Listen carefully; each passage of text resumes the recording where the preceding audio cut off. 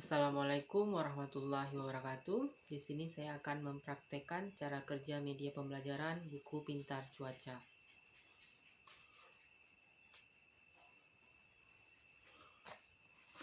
Yang pertama yaitu cuaca. Cuaca ialah suatu keadaan atmosfer di wilayah pada waktu tertentu yang berkaitan dengan suhu udara, sinar matahari, angin, hujan, serta kondisi udara lainnya. Nah, adapun jenis-jenis dari cuaca adalah sebagai berikut. Yang pertama yaitu cuaca panas. Cuaca panas merupakan kondisi di mana udara terasa kering karena panas sinar matahari. Keadaan tersebut terjadi pada saat cahaya matahari tegak lurus di bumi. Yang kedua yaitu adalah cuaca cerah. Cuaca cerah merupakan suatu keadaan yang mana matahari bersinar jernih serta udara tidak begitu panas. Nah, pada saat ini umumnya awan halus menghiasi langit. Nah, yang kedua yaitu ada cuaca berawan. Yang ketiga merupakan suatu keadaan yang mana terdapat sejumlah awan yang bergerombol di langit sehingga sinar matahari tidak terasa begitu panas sebab terhalang oleh awan tersebut. Yang keempat yaitu cuaca hujan.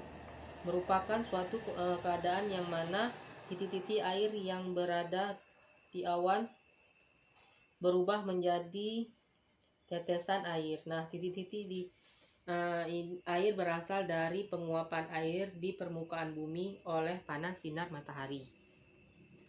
Nah, yang terakhir yaitu cuaca badai petir. Di sini merupakan suatu keadaan di mana hujan yang disertai petir dan angin kencang. Biasanya cuaca ini dapat merusak segala sesuatu. Selanjutnya yaitu adalah musim.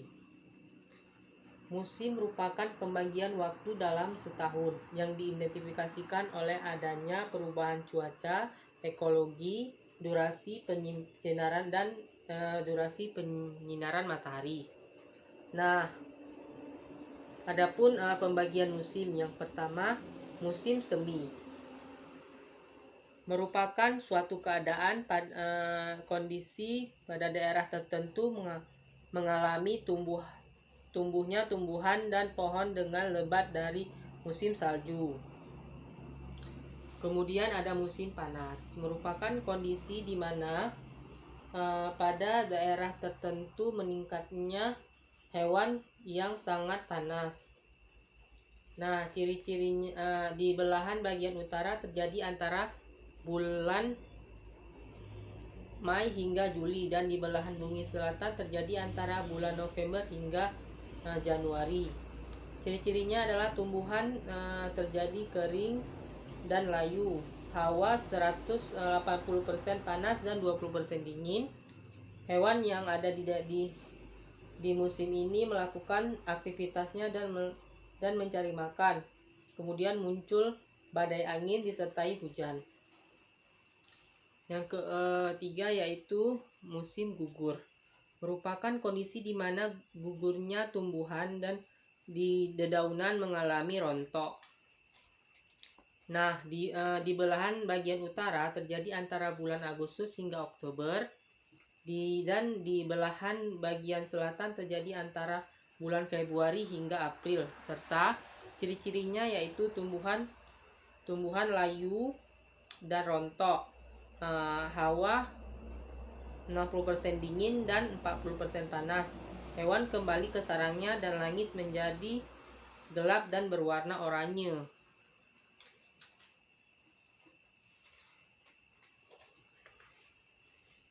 Kemudian ada musim dingin. Merupakan kondisi di mana hawa dingin serta turunnya salju es.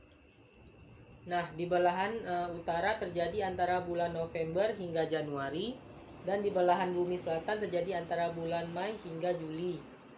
Ciri-cirinya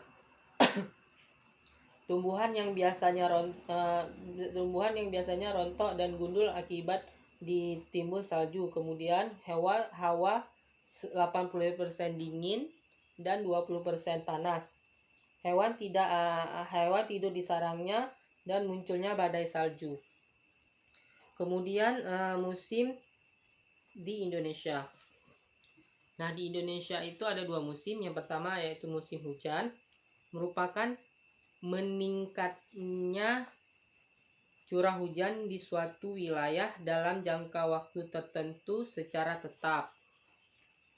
Nah, musim hujan terjadi mulai dari bulan Oktober hingga Maret dengan ciri-cirinya yaitu meningkatnya curah hujan, angin bertiup lebih kencang, pembentukan awan tebal sehingga suhu menjadi panas, kemudian terjadinya guntur sebagai pertemuan udara panas dan dingin.